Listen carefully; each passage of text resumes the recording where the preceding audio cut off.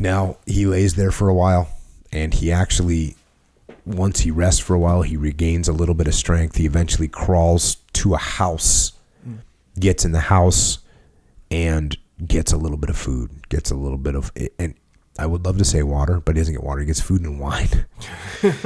And he recovers somewhat. He pretty much recovers. Sleeps for a while, wakes up, recovers, and now he can walk again. And what do you think would happen now? Like in a case as similar to this as possible, but just now where a guy can't make it. What do? Carry him? Yeah, I mean, you'd try and carry him, of course. Like other guys got. Yeah, and I mean, it's horrible to think of these situations where if we have to move all these men, and to sit there, if we start, let's weigh this. You'd have to weigh this. If we try and carry all of our wounded out, none of us are going to live. Right. So that's the situation that they're likely facing. Hey, you're either going to get out of here yourself. And people don't understand how hard it is to carry a down man. It's very, very difficult to carry a down man, especially across terrain. Then, sometime in wrestling practice, you pick up and you pick up your partner and you do a couple laps, right? And hey, it's all good. You're on this nice smooth surface. The guy's cooperating. He's not just dead weight. It's when you start carrying bodies around, it's really, really difficult. Yeah. So it's not a 1-to-1 either. So if one guy is down, you can't. It's not just one person carries that guy. Yeah. It actually has to be 2 or sometimes 3 when you have gear on. Yeah. And we have methods of carrying guys. I mean, I can carry you a little while, right? Yeah. But after a little while, be that 500 meters, 1,000 meters, you're not going to be. And also, you're combat ineffective. You can't utilize your weapon properly, not for any length of time. So, in a situation like this, that's the decision that these leaders are making is, hey, guess what? If we don't just keep walking, we're going to get overrun. The French are going to catch us and we're all going to die. Yeah. So Harris ain't got nothing for you. So like now, we'll say, if there was a circumstance like that where we're going to lose more guys if we bring this guy with us, or one big luxury that we have now is we have air support. Yeah. So, the enemy wants to keep coming at us. Cool. We'll sit here and drop bombs on them all day.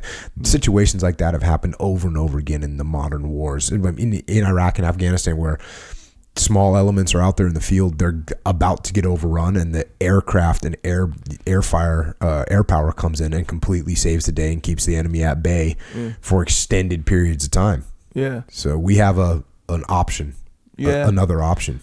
But I guess ultimately it'd be hypothetical then.